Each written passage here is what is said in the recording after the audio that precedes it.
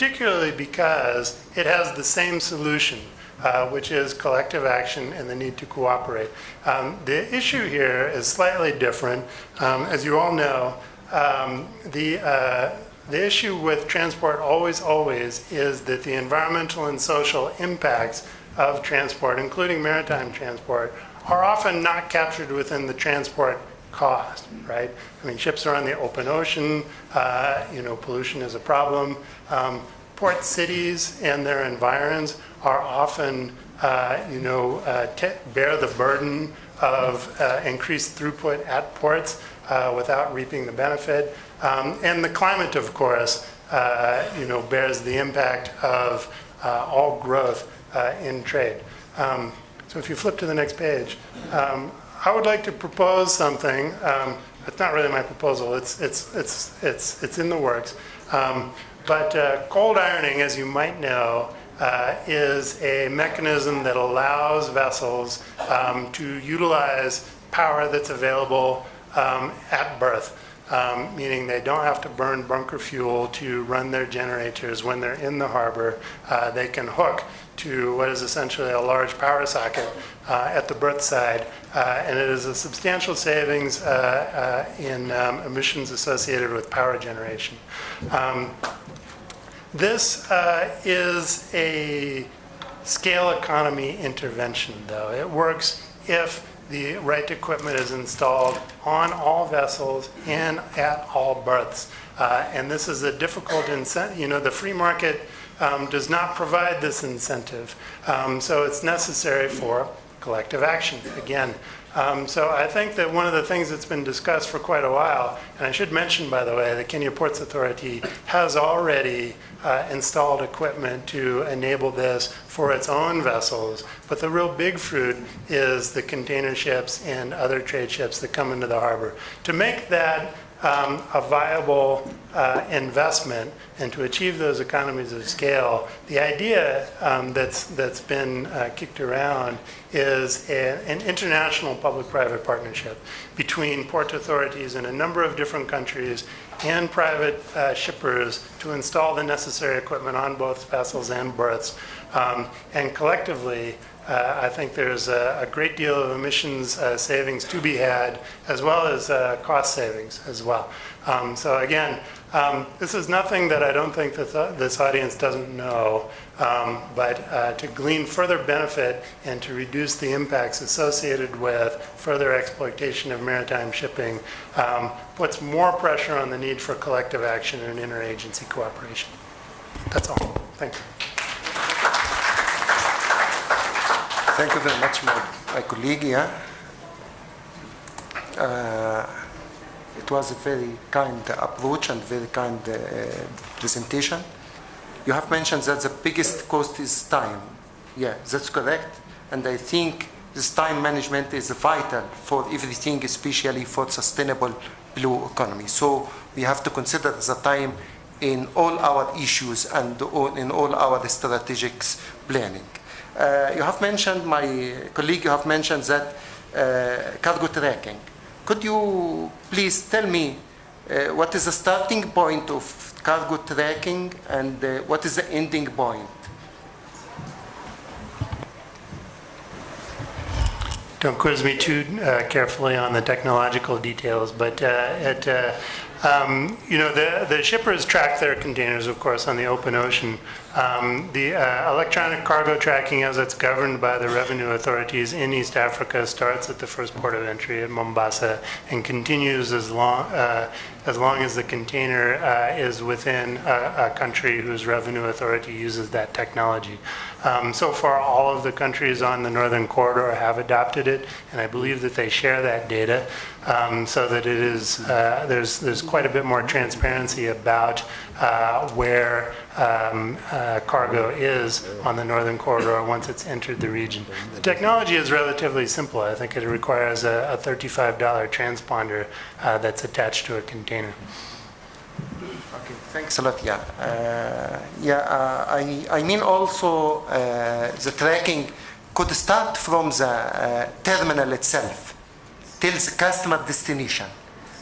because from the starting point at the terminal in the port itself, it will subject to many modes of transportation. It could transfer through the inland water, through rivers, through roads, through railways, and I think the most dangerous mode is roads, especially if the roads is not ready for receiving such commodities, as well as if there is a risk of piracy and so on. So I think we have to consider these issues while we are launching something like cargo tracking. Thank you very much, my colleague. Let me go to start the questions for the panelists, and we'll start by Professor Michel. Professor Michel, could you clarify to us what is the main challenges for ports? And I mean land ports, river ports, sea ports, dry ports as well, in the area of sustainable blue economy, from point of view of the academia, not from the industry. Okay, thank you very much. Thank you very much, Mr. Chairman. Well, it's very difficult to make a distinction between the academia and the industry, because most research we do on ports, actually we need the industry, we do it with the industry. Of course, what we try to do is then the different insights we get from the different assignments we do to put them on a kind of maybe more generic level. And I would say I'm glad the CS mentioned the example of Antwerp, which of course is the port, or the port in my home country. And we have been working quite closely with them recently. And if you look at the challenges they see up till 2030, and I think in the main ports all around it won't be different. There are basically three. How do we, in a sustainable manner, handle bigger ships with containers, right? That's a topic that comes forward. And then the two others, those are the more, let's say, interesting ones, which is of course sustainability, the whole field of sustainability, and digitalization, smart ports.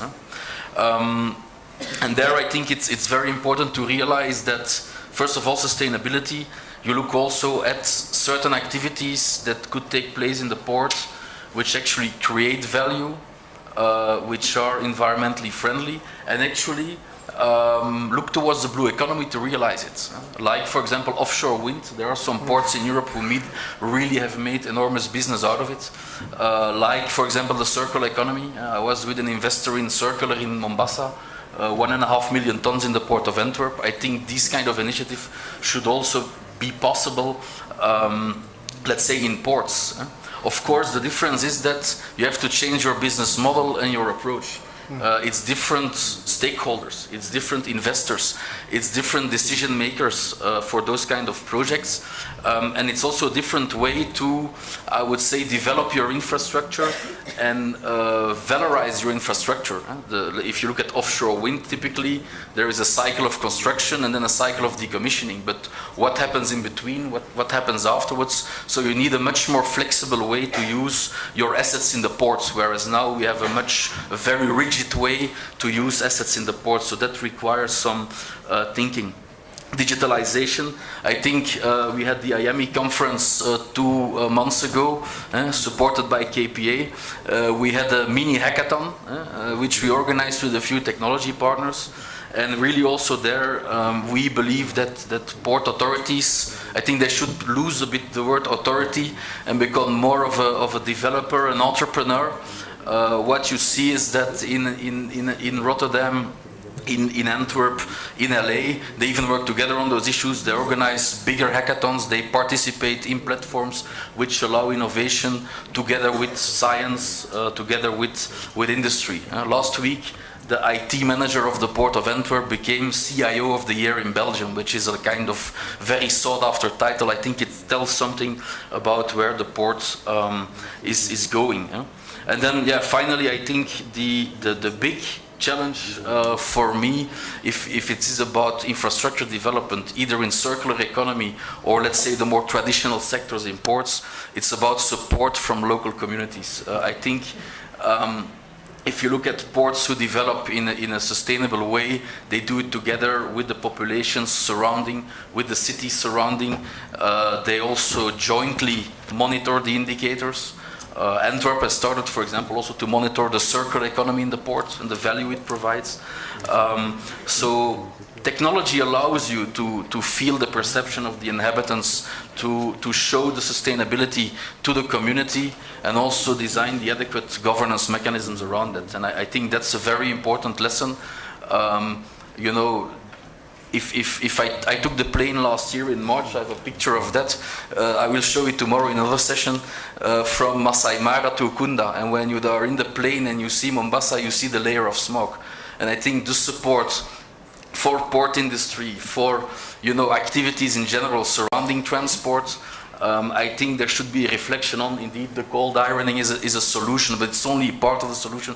I think there should be a much more broader framework to look at environmental sustainability, because in the end, the citizens will turn against the port. And if the citizens turn against the port, the politicians will turn against the port, because it's also their voters. And this is also a dynamic we see in other parts of the world, which, according to me, at some point will also start to move things around here. So that's my 3 points. Thank you.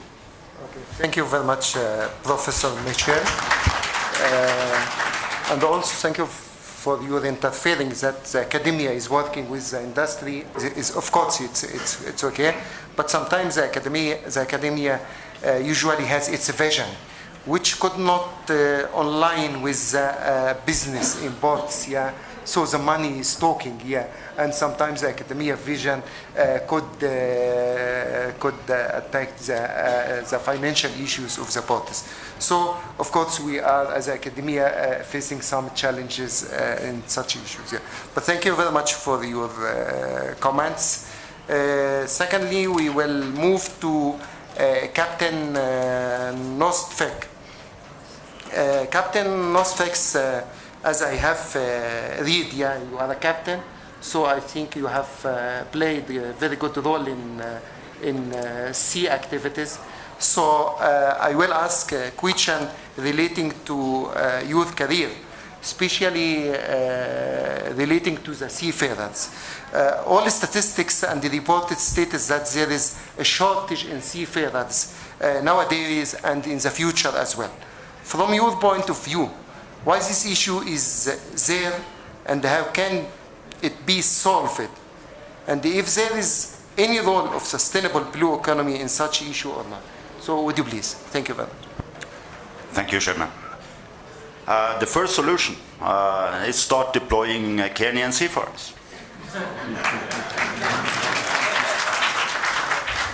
The lack of seafarers the next 15 years will increase. Asia, particularly Philippines, are one of the biggest contributors to seafaring. And today, Philippines have around 400,000 seafarers who contribute with about $6 billion yearly in remittance to Philippines. And the population of Philippines is 100 million, sorry. And Kenya have 50 million approximately.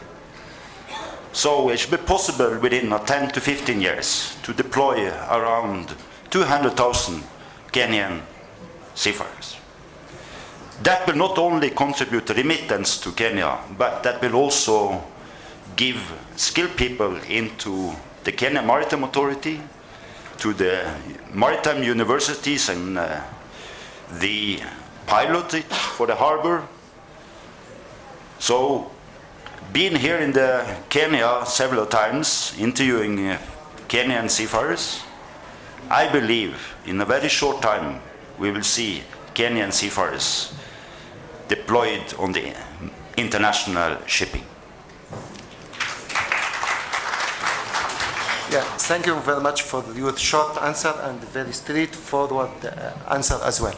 But for your knowledge, Kenyan seafarers are there. Yeah, I have my own students are working now in Kenya Port Authority. Some of them are female, and the other is males as well. And they are doing a very good task in the pilotage, tasks, as well as on board ships. On the other hand, also, Kenya Maritime Authority has some graduates from the Arab Academy, and they are playing a very good role in Kenya industry right now.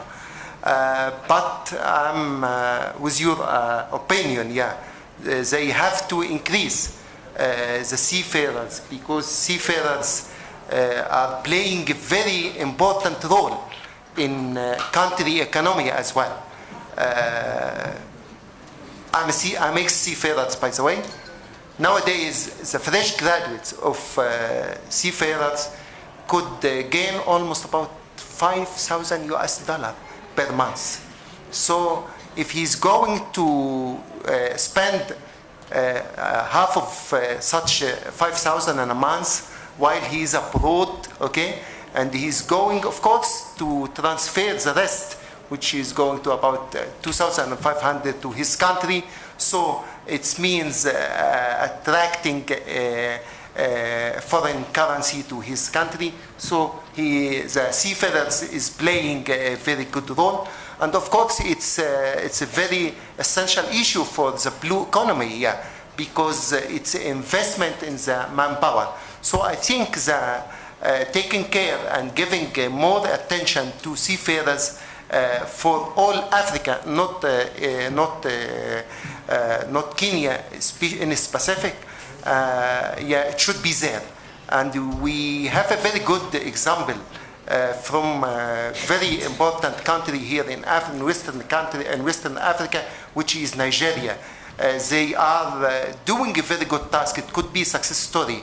I think all of us could learn from such approach, and it should be a presidential approach.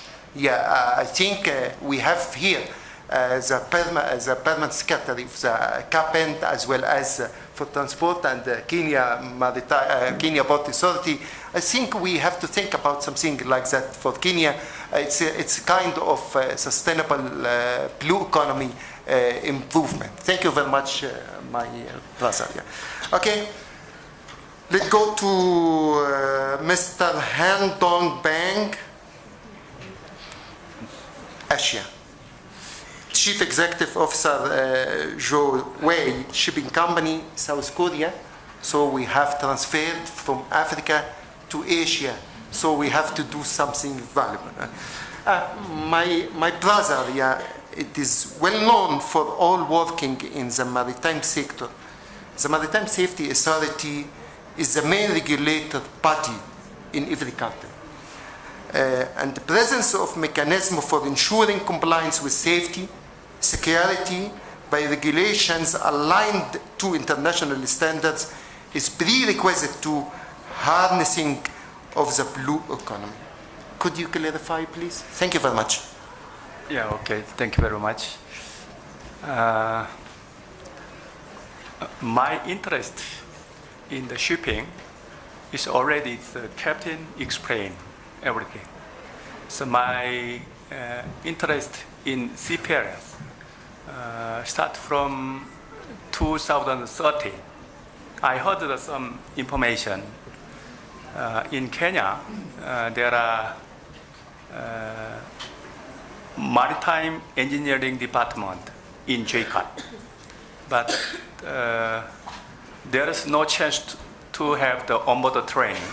Without 1 year onboard training, the student cannot get the COC.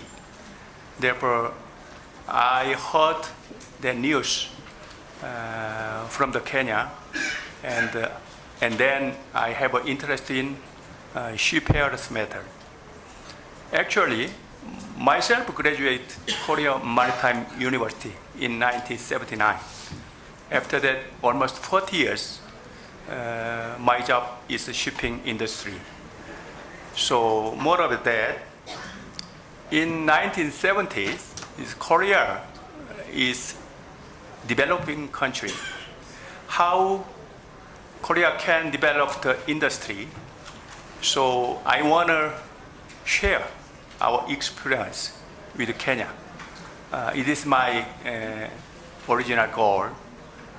So last 5 years, I invite Kenya students, every year 6 students to Korea and arranging some chance they can get experience on the ship by STCW. So I think Kenya people is very smart. I can find some possibility from the ship. Chief engineer captain report to the company. Kenya student company employ Kenya student as an engineer. Report from chief engineer from the ship. Every time, whenever student come on board the ship. Until now, so Madam Nancy is here. So every year I met Madam and explain. And Madam Nancy is very helpful. And we take a step to go ahead already. Agreement with Panama and having interest in the maritime section, especially in seafarers. So, Captain already explained. Philippine crew, I don't know exact number, but maybe it's over